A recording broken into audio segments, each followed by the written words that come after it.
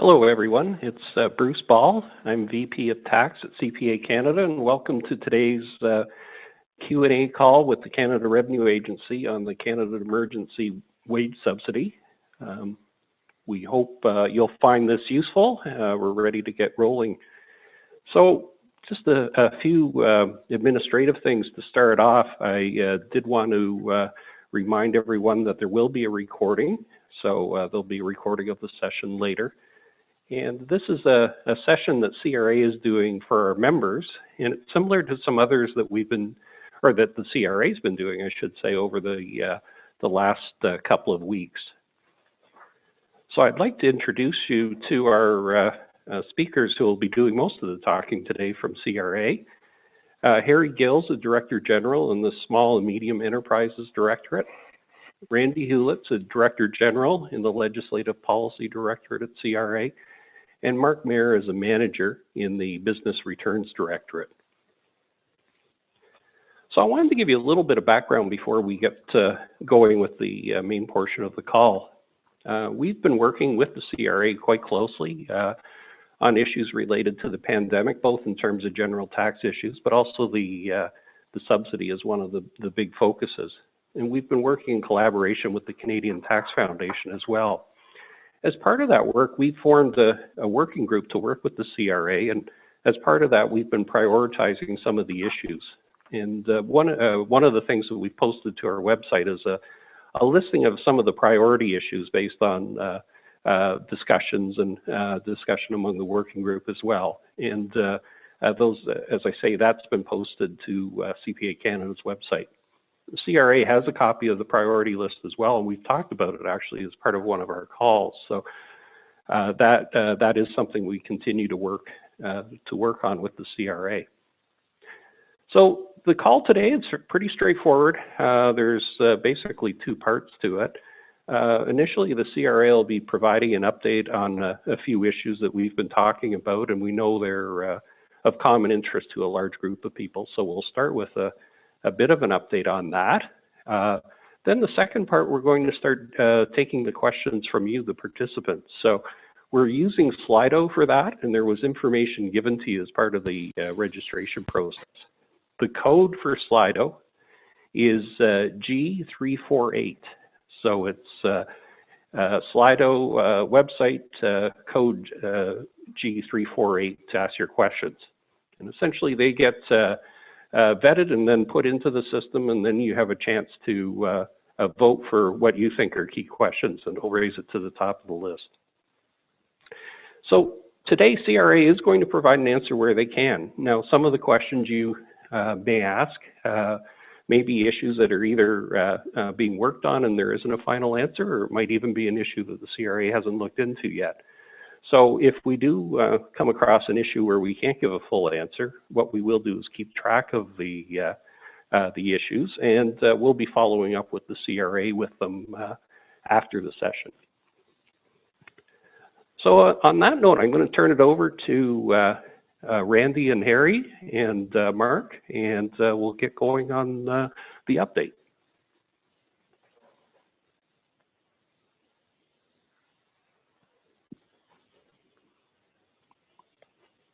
It's Harry here. Mark, were you going to start off with some comments? I can. Thank you very much, Bruce. I'd just like to say a few words. So as Bruce mentioned, my name is Mark Mayer. I'm a manager in the Business Returns Directorate. My main responsibility is for third-party authorizations. So when we put the wage subsidy in place, of course, it was important to make it available as well to third-party representatives. So as most people hopefully know, not only the business owner can submit the application, but also level 2 or level 3 representatives using My Business Account and, of course, the Representative Client Portal. There's a third way through which people can submit an application as well. Of course, it's it's a web form similar to when you file information returns using a web access code. That being said, there's a lot of information on the CRA website. If you go to the main page, you'll see a link to the wage subsidy pages, which includes, of course, a lot of valuable information. There's a calculator in there as well if you want to get ready to submit an application or have an idea. what the amount of the subsidy will be for each business. As well, in the first week of June, I'm told we're going to be putting in place a functionality to be able to submit changes to the application for those who make a mistake. So it's not quite available yet. As you know, we were in a rush to put to get the original application system up and running, and we didn't have time to put in place the functionality to make the changes, but that's coming in the first week of June, so keep an eye out for that.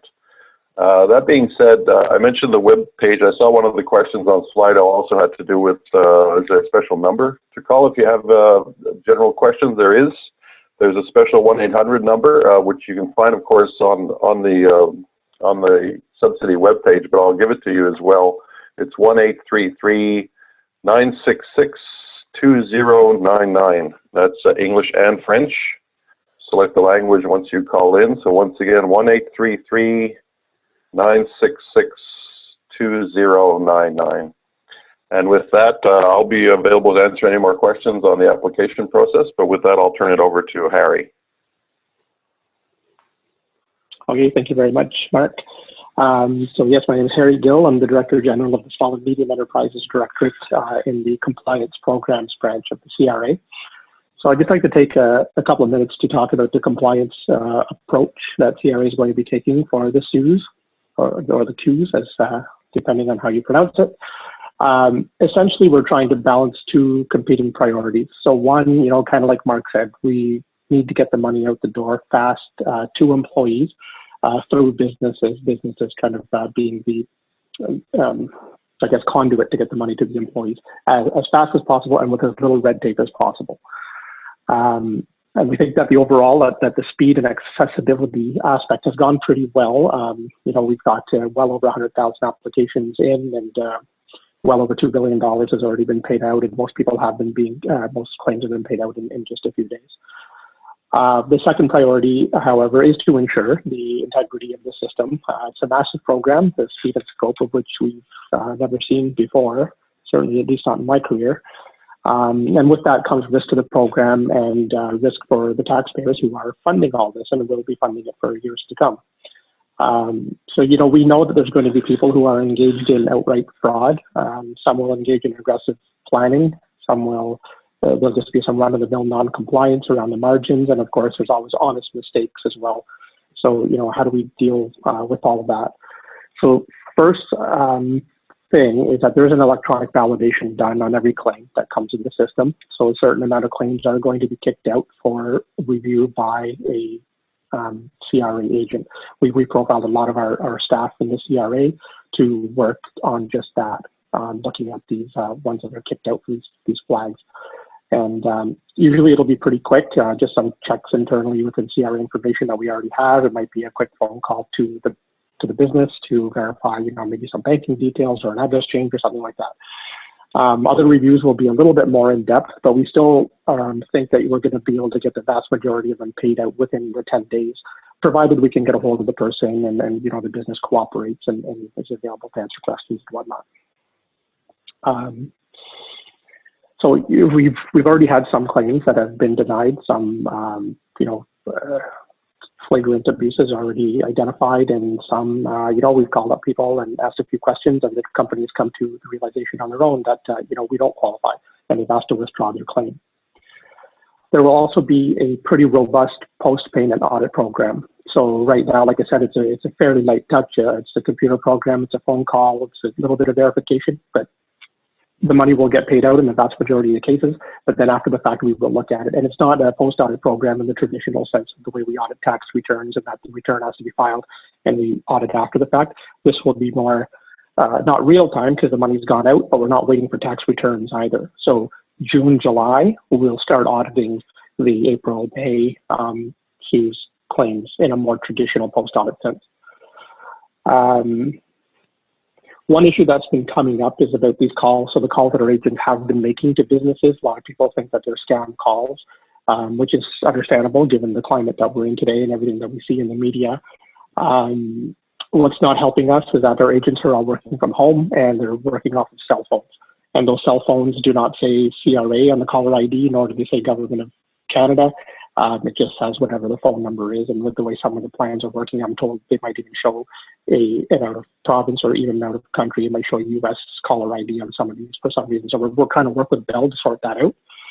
We're also putting procedures in place. Maybe some public communication will be coming, and also with the agents, we're having them, whether they leave a voicemail, because a lot of people just don't answer an incoming call anymore. They always let it go to voicemail, or if we get a business on the line, it's to share enough information with them to give them the confidence that it is CRA, because we know that you filed a claim, we know when you filed it and how much it's for. Hopefully people will get confidence. If they still don't have confidence in the CRA, we'll leave a name of the agent and their phone number, and then the person can call to the business inquiries line, and they will have all the information so they can verify that they're actually talking to a CRA person. And then, it's also just worthy of reminder, and for you to remind your clients that, when we call, we're never going to ask for payment information. We're never going to talk about police involvement and stuff like that. Sounds kind of obvious, but a lot of people still get caught in these scams, so it might be worth a reminder for you to your clients on that kind of stuff. So I'll just conclude by saying that, we're hoping that we see a high rate of voluntary compliance, and to support that, we've got a bunch of online tools. Mark talked about them before, but the landing page, FAQs that are being kept evergreen, they were updated just last week, and they'll continue to be updated. Randy will talk more about that. There's the online calculator. We have expanded our call center capacity with a call center dedicated strictly for the CEWS. And, we're hoping that people will self-serve and that the errors will be minimized, and we won't have a lot of denials or corrections after the fact.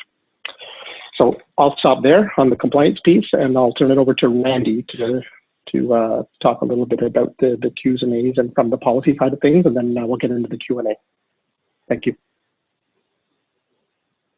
Good afternoon, everyone.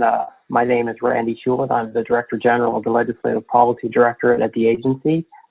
I have been, along with a team of capable employees across the agency, responsible for much of the technical content you will see on our website, particularly the frequently asked questions on the wage subsidy, which go through a number of questions, answers, and examples surrounding what we would perceive as frequently asked questions on the subsidy. The frequently asked questions, they give a good overview of the subsidy.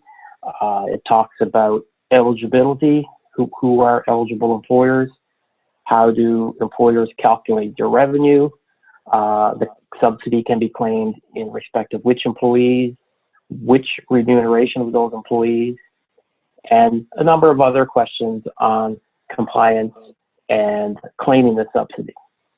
So as noted by some of my colleagues earlier, these frequently asked questions are evergreen, and they have undergone a revision recently to account for more information that we received with respect to issues raised by businesses, employers alike.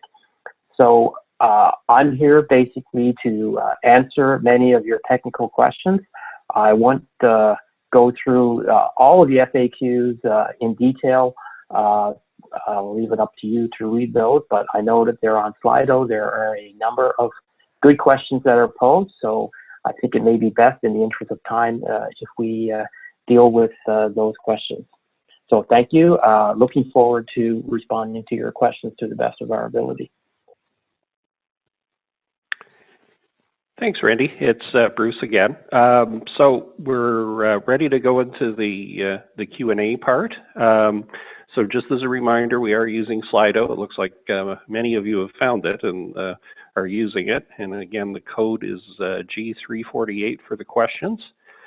So the process essentially is that the questions come in, get approved, and start working their way up the list as people give them a thumbs up. So Stephanie Walker from the CRA is going to moderate and ask the questions, and then Randy, Harry, or Mark will answer them based on what's being asked. Thanks, Bruce. I'll start with the questions at the top. So our first one talks about interaction between the temporary wage subsidy and the CEWS. So when we reduce 10% of the temporary wage subsidy from CEWS, TWS claim periods doesn't exactly match with CEWS claim periods. Do we use same eligible remuneration amount for both? Thank you, Stephanie. I'll take that question. So just by way of background, the temporary wage subsidy was introduced first, and it is calculated on the basis of wages that are received by an employee and for which source deductions would be taken under the Act. And the way an employer claims a temporary wage subsidy is by reducing future remittances that are owed to the CRA. Of course, all of the eligibility requirements being respected. When the 75% or the CEWS wage subsidy was brought in, you calculate the amount of eligible remuneration for the qualifying period on the basis of if the amounts are paid in respect of that period. So basically that means in most cases if the amounts are earned in that period. So there is a difference in how you calculate the wages that are eligible for both subsidies. But when it comes to the CEWS, employers must match the remuneration on the basis of the period in respect of which they are paid. So in other words, in which they are earned. Thanks, Randy. I'm just going to skip a question because our third one on the list has to do with a similar topic. So what happens if an employer forgot to reduce the 75% CEWS by the 10% temporary wage subsidy? Can they amend, or should they reduce the 75% in the next claim period? So the way it works now is you have to claim the temporary wage subsidy. If an employer was in a position that they made a mistake, didn't claim the temporary wage subsidy, and put 0 down on their CEWS claim, ideally they should amend it. As of yet, I believe Mark noted in his opening comments there, we do not have the process in place for amending claims. So at some point, all things being equal and the way the two subsidies work together, the claim should be amended. Mark, I'm not sure if you have anything you want to add on that. No, nothing to add. I'm in agreement about the need to amend it, and as I mentioned, for those who may have missed it, first week of June should be available.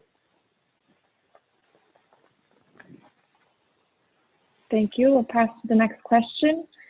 Many owner-managed businesses only pay salary to the owners once a year. If there's not salary yet paid in calendar 2020, how can they access the CEWS program? So that's a good question. So when you're talking about employees who do not deal at arm's length with the employer, if there's no remuneration paid in the base remuneration period, which is January the 1st to March 15th of 2020, the employer will not be able to claim any CEWS in respect of that non-arm's length employee. Thanks. Next question. Can irregular lumpy payments, for example, commissions, oh, sorry, it seems to have disappeared. Let's go back to that.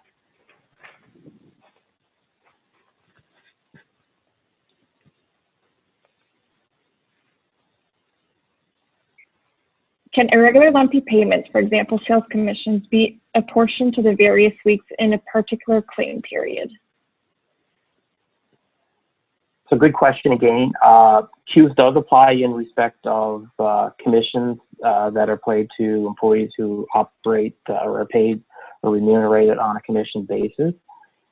So as I noted earlier as well, the remuneration in respect of a qualifying period is important. So it's the amount that is earned in that qualifying period.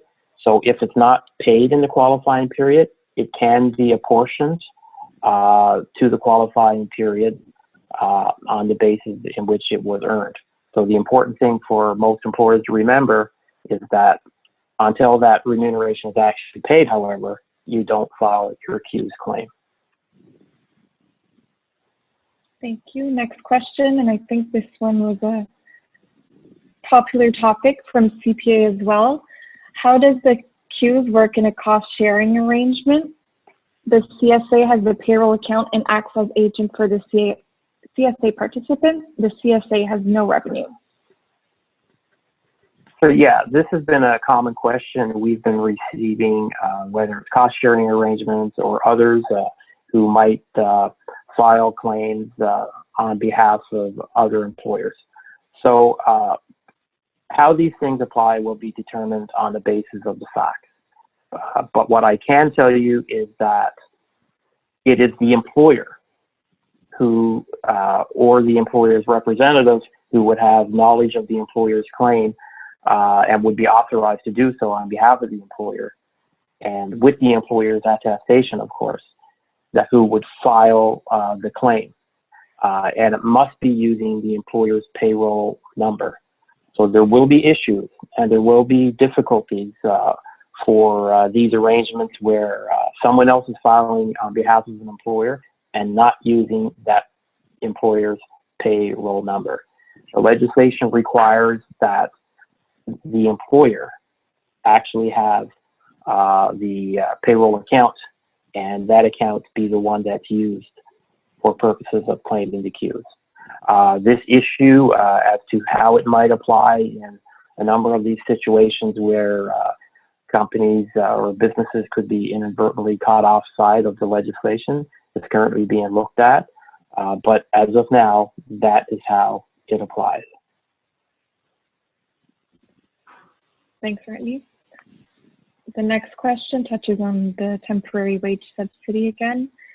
Can we confirm for the 10% wage subsidy, temporary wage subsidy, that it's okay to go by pay date of paycheck, and for the 75% CEWS go by prorated amount based on the amount earned in a week? So if you look at the information we have online, temporary wage subsidy is on the basis of amounts that have been paid and subject to withholding. For the CEWS, as I noted, eligible remuneration is amounts that are paid in respect of a period. So amounts, in most cases, that would be earned. Thank you. Next question. Do I look at when remuneration, sorry, it went back again.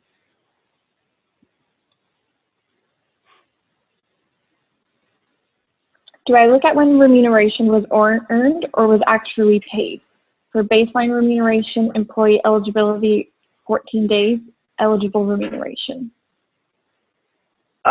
So when it comes to baseline remuneration and calculating baseline remuneration from January the 1st to March of 2020, it is amounts paid in that period, excluding periods of 7 or more consecutive days where there was no remuneration, so to determine the average weekly rate on that basis. When it comes to remuneration or eligible remuneration for purposes of claiming the CEWS, again, as I noted earlier, it's remuneration that's paid in respect of the period, so in most cases earned. So there is a difference between how you calculate baseline remuneration and how you calculate eligible remuneration for purposes of claiming the CEWS.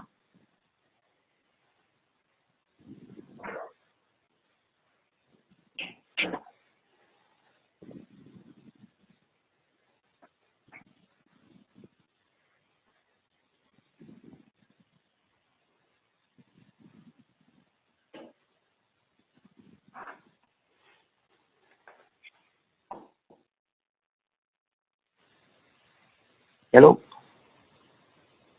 Oh, I think I was muted there. I've been unmuted. The next question, we have monthly commission paid to our sales. How is the commission calculated in the CEWS weekly claim? Commission 30 days in a month, 7 days in a week? So I'm not sure I fully understand the structure of how the commission is paid, but I think I basically answered this before. So, you know, obviously a commissioned employee's remuneration does qualify for purposes of the CEWS. It's not when the amount is paid, it's when the amount is paid in respect of during the qualifying period to determine how it would qualify. So the employer may have amounts that are paid that straddle over the end of a qualifying period, the employer will have to do some calculations, manual calculations to determine when that amount was paid in respect of. Thanks. Next question. Can two companies that amalgamated on December 2019 use their combined revenue in March, April, and May 2019 to measure their percentage revenue drop for the Q? So that's a very good question. It's one of those questions that I, as of yet, don't have an answer for. The issue of how qualifying revenue will be calculated for companies that have undergone a reorganization is currently under active review, and we're hopeful that we'll have a response on how it will apply, or guidelines on how to apply it in the very near future, which will be the subject of an update to our FAQs. Thank you. Next question. Are unrealized gains and losses, moving quickly. Let's go with a charity operates a church and a private school. Is it eligible for CEWS?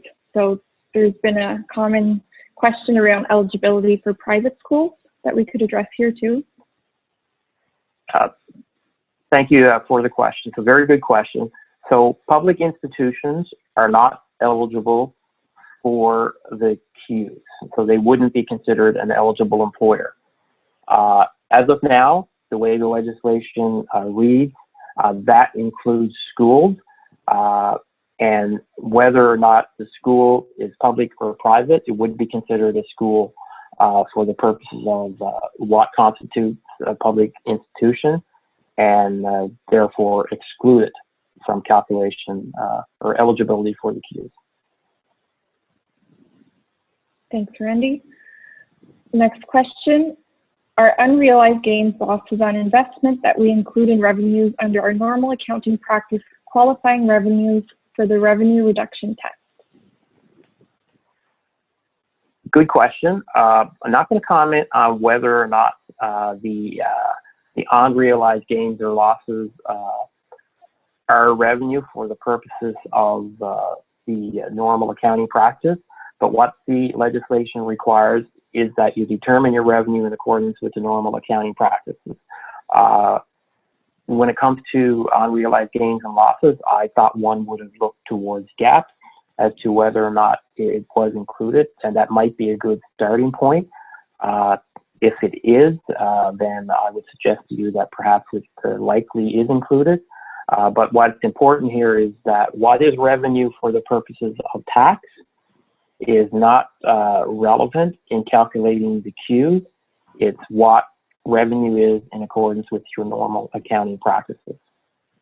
And as we all know, unrealized gains and losses aren't included in income for tax purposes.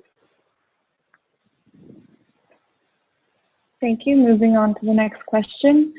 Vacation pay. Is vacation pay accrued on a percentage basis for hourly employees, for example, 4%, included in eligible remuneration in respect of the week it is earned? So that's a very good question. So I think what would matter here is if the employee was on a period of vacation during the qualifying period and getting paid while they are on vacation, then obviously that vacation would be eligible for the CEWS. The employer's accrual of vacation is an entirely different matter.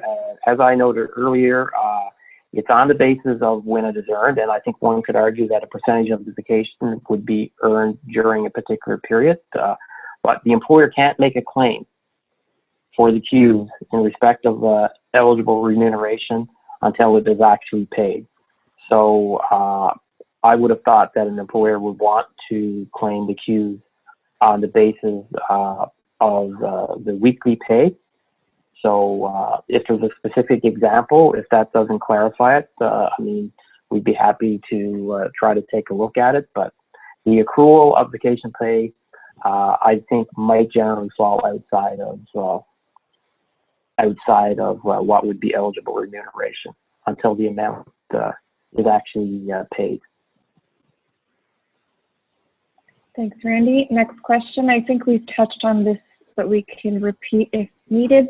If an error was made on a previous claim, should the amount on a subsequent claim be edited? Yeah, I think we clearly touched on that, and Mark touched on it in his opening comments. So errors should be corrected when that process opens. It's going to be at some point later. Next question has to do with the Qs and As on the website. Could you please implement some sort of red line, black line of updates to the question and answer page for the Qs? So I know that at the bottom of the page, there is a date that says when they are updated. It doesn't go into specific questions, but as we mentioned, it's an evergreen page. So we do encourage you to check it frequently. Randy, I don't know if you have anything to add. Yeah, I don't have anything to add to that. It's certainly not a practice that we have used in the past, and I think it might get kind of messy as we get several iterations into the FAQs. So I think I take note of the issue, but for now, I don't see us doing that. Thank you. Next question, should the Qs be calculated on a cash basis for each qualifying period? For pay date on March 20th for work performed March 1st to 14th, eligible for QP1. So I think I covered that as well, or touched on it at least in some of my opening comments. So eligible remuneration for qualifying periods are amounts paid in respect of that period. So that means even though they're paid outside of the period, they should be appropriately apportioned to the qualifying period in which they're paid in respect of. That might require, some manual calculations on behalf of the employer to make sure they get it portioned correctly, but it is amounts that are paid in respect of. So not the pay date, but the amount when the amounts were, relatively speaking, earned. The employer then makes the claim after the amounts are paid. Thank you. Next question, maybe Mark, you can touch on this. Are we able to check the status of our subsidy claim if we have filed but not received it today? As far as I know, I believe it is possible by calling the 1-800 number. Now, that being said, then maybe Harry can add to this. I don't know if there's much to say about them other than they are under review, or if they've been completed. Once they're completed, there will only be a delay if the payment is being sent in the mail. If not, it should be in direct deposit fairly quickly. No, do you have anything to add to that, Harry? Yeah, I mean, you can call the business inquiries line for sure, and you would be able to get an update to confirm that it's been received and if it's being looked at and whatnot. I know that we have had some technical difficulties. So when I was talking earlier, I said, most of them we're aiming to get them paid out within 10 days. But right now, I know that there are some that are coming like right up to the 10 days and might even have gone over for people that filed on that first Monday. So I think we're just over 10 days for them now. And that was just internal stuff, getting people set up with user IDs and accesses and computers and things like that. But those are the highest priority. So we're trying to get them out the door. So if you're at that 10-day mark, I would say, give it 2 or 3 more days. If you're comfortable doing that, you should hear something. But you always have the opportunity to call business inquiries, and they will have a record of it. Thank you. Next question. I'm not sure if we can say anything specific on this, but if we have anything to add, when is the Qs extended per today's PM announcement? So correct, Stephanie. We're not in a position to comment upon that now. I think the government is currently looking at various options as to when the amount will be extended. All we know is that there was an announcement that the amount, or that the subsidy would be extended. Thank you. Next question. CRA references furloughed employees.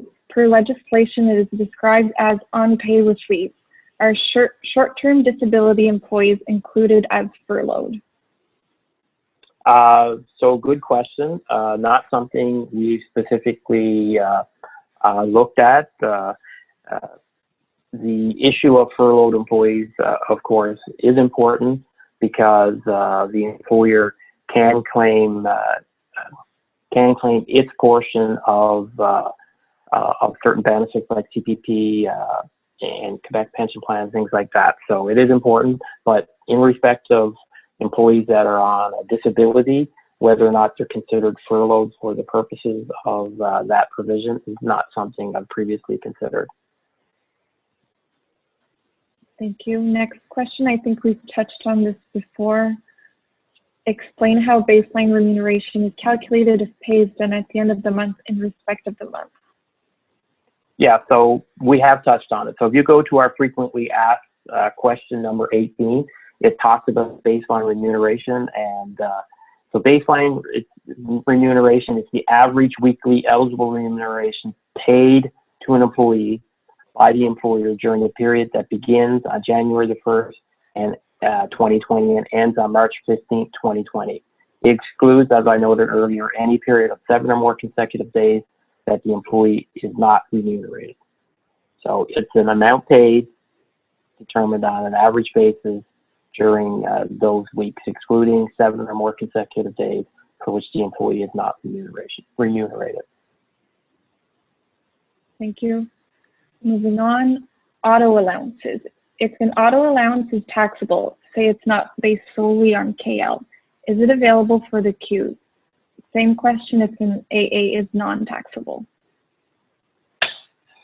So this goes to the heart of what is eligible remuneration for purposes of the Qs. And on our frequently asked question, we do have a good explanation of what eligible remuneration is, and it does exclude certain taxable benefits and other amounts. Taxable benefits that are not paid to an employee are specifically excluded, and that would include automobile benefits that are included in an employee's income. For example, the automobile benefit for a standby charge. Whether or not other taxable benefits are excluded would be a question of fact, but as I noted, taxable benefits that are not paid to an employee are specifically excluded, as would be certain other types of payments like severance pay and things of that nature, retiring allowances. Thank you. Moving on. Pre-crisis wages are based on number of weeks. However, January 1st to March 15th is not an even number of weeks. Should we be using 10 weeks, 10.71? I just wanted to add an additional point with respect to the previous question. And when it comes to eligible remuneration, it's only remuneration, of course, that is taxable and subject to withholdings under the Income Tax Act. So I hope that adds a little bit of precision on that question. With respect to this particular question, again, this is basically the baseline remuneration question, and there is no averaging. Like so you take the average weekly wages, excluding the 7 consecutive days or more the employee didn't receive any remuneration, and you come up with the average. If, as you noted there, I actually haven't done the calculation myself. A week is 7 days for the purposes of that calculation. So if there are odd days in there, then it would seem sensible to me to average it out on that basis. Thank you. Next question, do hedging gains have to be included in revenue, even if unrealized? Again, this is an accounting question. I won't comment on whether or not for an accounting purpose a certain hedging gain is include it or exclude it for the purposes of calculating revenue, I would have thought again following, generally accepted accounting practices that if certain gains were included, that they would factor into the calculation of qualifying revenue, unless, of course, it would be considered some sort of extraordinary gain, and then it would be specifically excluded. But again, it's not revenue or income for tax purposes that's relevant. It's revenue for the purposes of under the well-accepted accounting practices or normal accounting practices, if you will, of the employer that's relevant. Thank you. And then another question, will further guidance be provided, such as examples on how to calculate baseline remuneration? As we've said, the Qs and As on our website will continue to be updated, and there are some examples there. I'm not sure, Randy, if you have anything else to add to that. I don't have anything specifically to add. I think, as you noted, they will be updated on a needs basis. If there's a good example that a person might have as to whether or not they would like to know whether a certain amount is a baseline remuneration, we'll by all means take it into consideration. And as I noted in my opening remarks, it's really those types of questions that we receive that are going to inform on the need to update the FAQs. Thank you. Moving on, is the 75% Qs reduced by the full 10% if not all employees qualified for the 75% subsidy? For example, employees did not work for more than 14 days who can't claim Qs. I'm not quite sure I fully understand the question, but let me just say this. The reduction for purposes of the Qs is amounts that the employer is eligible for those employees. So I can't think of an example, and maybe Rachel has a specific example, and I could consider it, but I can't think of an example offhand where an employer who's eligible to claim the 10% wage subsidy might not be eligible in respect of that employee for the Qs. So I just haven't had time to think on it specifically, but maybe if she has more information, I can consider it and reflect on it. Thanks, Randy. I'm not sure if anyone else has anything to add on that, or if, I'm not sure, Bruce, if you might be able to clarify that based on your understanding. I think the idea is you're able to claim the 10% for someone, but maybe they don't qualify for the 75%. I'm trying to remember if there were any issues about owner managers for the 10%, and I'm not sure either. But it's something we could follow up on. Yeah, it doesn't, intuitively, it doesn't make sense that you would have to reduce your Qs for a subsidy that you might have gotten under the temporary wage subsidy if that employee wasn't eligible under the Qs. And if it is in respect of non-arm's length employees that you might have claimed something for under the temporary wage subsidy, like I say, I can't think of that example right now. If you have that specific example, Rachel, I'd be more than interested to take a look at it, because it's something that just not registering with me at the moment. Thanks. Next question. Are there any restrictions on paying bonuses during the period when we are claiming Qs? The bonus is for work anniversary of operations manager. So good question. So I don't really have a specific answer on this. Certainly there's nothing in the legislation that specifically restricts payment of bonuses and how bonuses might factor into the calculation. I think it's important, as I said, that the amounts are paid in respect of a particular qualifying period. Of course, you can't make a claim for an amount that hasn't been paid, so that might be an important factor. And I would also note that, in calculating certainly baseline remuneration for certain employees. The period of January the 1st to March the 15th is important, especially as, you know, those employees are dealing at non-arm's length with the employer. And certain employees, even though they might not be majority shareholders, they could be minority shareholders. They also could be considered dealing not to deal at arm's length with the employer. So there's a number of things you need to be aware of when it comes to determining Qs when it comes to announced life bonuses. Yeah, Randy, one thing I'd mention too is this strikes me more as a reward than a bonus, maybe, if it's an anniversary payment as well. So I think that would have to be considered as well. Yeah, and when is that employee legally owed to the amount? Yeah, and what you know, what does it relate to in terms of when it was earned? I think it'd be different than the question on the commission. I think would be totally different because that relates to a specific period. Possibly, Bruce, you're correct. It could be totally different.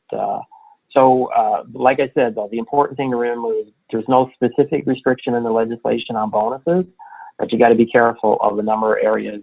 Some I noted, a few things that Bruce noted that you know, might pose you some difficulty. So just be careful.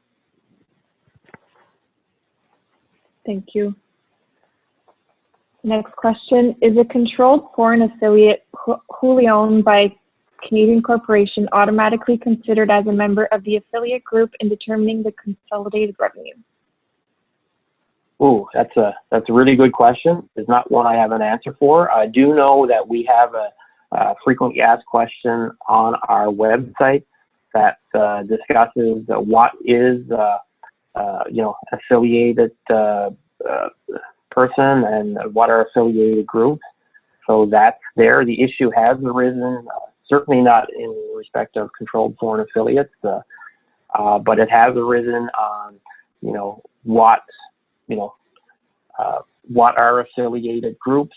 And one thing I would note there is that if you're affiliated under the Income Tax Act, you're an affiliated group for the purposes of claiming the Qs. You don't cherry pick which members are members of an affiliated group. But controlled foreign affiliates, not something that has been considered. If you have a specific example, again, would be something that we'd certainly take a look at. Thanks. Next question has to do with the Serb and Qs interaction. That's something that has come up a few times before. A company hired employees back part-time, less than $1,000 a month, and applied for wage subsidy. Can employees still keep Serb with the owner applying wage subsidy? So that's an important issue. So for purposes of the Qs, employers who may have laid off employees are encouraged to hire them back retroactively and encouraged to keep them on the payroll and pay them, you know, as much as they can over and above the 75% that might qualify for the wage subsidy. So when it comes to keeping the Serb and the Qs, the interaction, there is no specific legislative interaction. So if the employee is in a position that they earn more than $1,000, then they might have to pay them back, and there's information on the agency's website on that, and it's being updated as well. But the employer's eligibility for the Qs is not restricted by whether or not the employee qualifies for the Serb or has received Serb. Thanks, Randy. Another one, I think we touched on it a little bit. Baseline, do you average over the time frame they work paid, if paid monthly 60 days, or overall 75 days from January 1st to March 15th? So I think I've pretty much dealt with this before when I quoted what the definition of baseline remuneration was, and I referenced the frequently asked question. So it is determined on a weekly basis and excluding periods of 7 or more consecutive days that the employee did not receive any pay.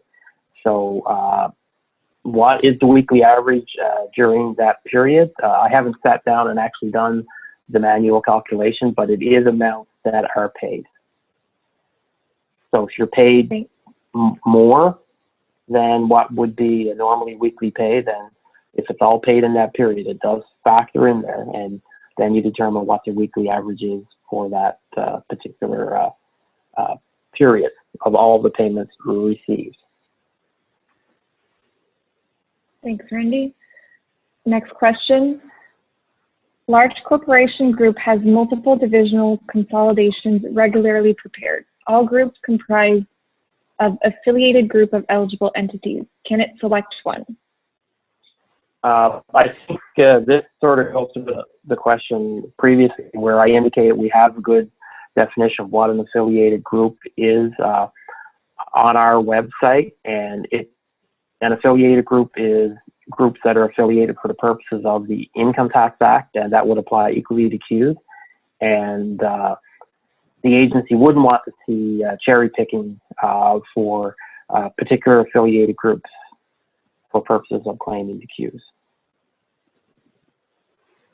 So, Randy, maybe just to put it another way then, if you have an affiliated group with 30 companies, either all 30 do the consolidation calculation or none, or they all do it separately in terms of, paragraph B of 256.7 sub 4. Just make sure it's really clear, because this question's coming up a lot. Yeah, and we don't have a specific example per se of members of an affiliate group. Certainly, large affiliated groups or multinationals on our website, but we thought it was important to point out that members who are affiliated under the Act are considered affiliated for purposes of determining qualifying revenue under the CEWS legislation. Thanks. Next question. With over 15,000 employees and pay schedules that don't align with CEWS, it is difficult to trace back to actual pay by date or to the daily timesheet. Please advise. So this is more advice, seeking advice than an actual question here. So I certainly can appreciate that if you had 15,000 employees and the pay periods that they're paid don't align to the qualifying periods for purposes of the CEWS, and the fact that you might have to do some manual calculations to determine which amounts aren't paid in respect of a qualifying period, I think that can be onerous. We do have a calculator on our website. Whether or not you can, it's meant to be a tool to help employers estimate their wage subsidy. If there's some way you might be able to import into that Excel spreadsheet the employee's pay and adjust the stub periods. And I do mean, when I say stub period, I mean the periods that fall outside of the qualifying period. I'm not sure, but I certainly can appreciate that the task for 15,000 employees or more could certainly be onerous. Thanks. Next question. If an employer has a decrease of revenues in the second qualifying period of 29.65%, is it eligible for the CEWS? So this is a good question. I mean, the legislation requires that you have a 15% reduction in March, and then the two subsequent periods you have a 30% reduction. So if in the second period you don't have a 30% reduction, I think technically you fall outside of eligibility. But if you were eligible in the first period, then you're deemed to be eligible in the second period. So maybe that being close wouldn't matter so much there. And of course, you then have an opportunity to determine whether or not you meet the 30% drop for the third period. But when it comes to periods that are very close, like this, that might put you in or out, I think it's going to come down to an overall compliance question, and I would defer to my colleague Harry, who has commented on this situation previously. Sure. Thanks, Randy. Yeah, so, what I would say, kind of going back to my earlier comments about the reasonable approach that CRA is going to take, and sort of keeping in the backdrop what the objective of this legislation and this program was. So not to say that it's open season, but at the same time, we're not out to sort of nickel and dime and look for rounding errors. And we would look at it like any tax audit, right? There's going to be judgment, there's some gray areas, there's some discretion. So, 29.65% falls a bit short. If it's a company that's been compliant in the past, everything is in order, the books and records are decent, they're cooperative, and they haven't done a lot of, let's say, accounting gymnastics and then to change their accounting policies to push revenue into another period, change their, revenue recognition policies and things like that to make it get to the 29.65. If it's a legitimate 29.65 and they're in an industry that common sense wise we can tell, yeah, it's a restaurant, for example, it makes sense their sales went down. As the DG of the compliance area for small and medium businesses, certainly I would say we would not be offended by the 29.65. But I think it all depends on the context, and it depends on how that you got to that 29.65. But if I was a rep and everything is in order and it is in an industry where it's common sense that sales went down, I wouldn't fret over a small rounding error like that. Thanks, Harry. We have only a few minutes left, so I'll try to highlight some questions on topics that we haven't touched.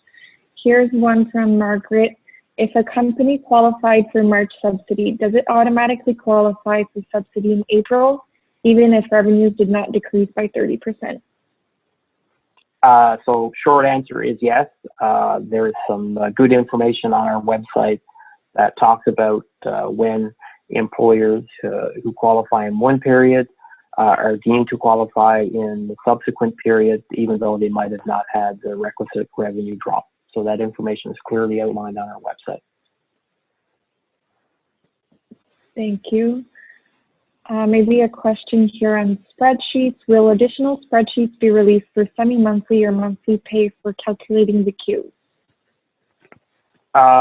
So as of now, the agency hasn't made any plans to update the spreadsheet for what might be considered a pay period of an employer.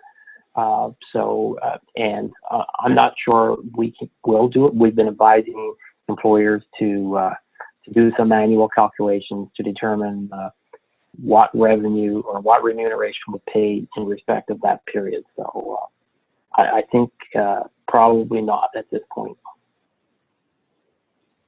Thank you.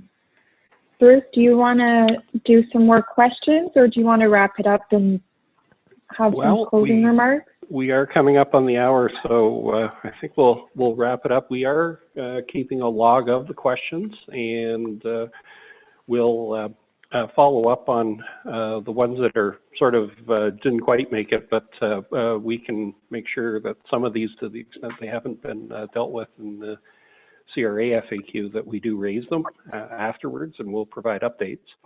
I did want to say before we go that we are updating the CPA Canada page pretty much daily, and we are putting updates as developments come out. One of the things we are doing, actually, to one of the questions that came up, is we are tracking the FAQ, and we're going to do our best to highlight the questions that have changed. So either they're brand new questions or maybe something in the question changed. So we'll be highlighting that. The other thing I just mentioned to everybody quickly is that it was mentioned that the program's being extended. We're hoping for more details this week, and we think there might be a little more perhaps on some of the issues that have been asked that require more of a a legislative change. So we'll be watching for that too and put an update on our website. So and finally, the call has been recorded. So if there was something you didn't quite get, you can go back and listen to it again. So on that note, I'm going to thank Harry and Randy and Mark. Thank you very much for doing this session for our members today. We're very happy that you were able to pass on this information, and we look forward to working with you more as we go forward on the work. Thank you. Thank you, Bruce. Yeah, thanks. Thank you. Thanks, everybody. We'll talk to you soon.